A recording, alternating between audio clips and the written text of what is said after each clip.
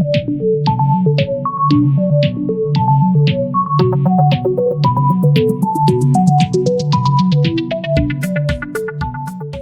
everyone, my name is Cameron, and in this video tutorial series we're going to cover operating procedures for 5 different machine tools as well as some hand tools in the machine shop. So we're going to be focusing on wood tools primarily, but we'll also cut some metal, which is pretty cool.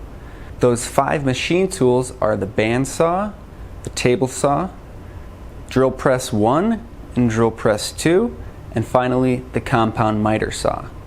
One thing you need to know about the machine shop here in the ITLL is that you always need to have safety glasses on. So always have your safety glasses on. Anytime you're in the shop, even if you're not using tools, you're going to need to use safety glasses.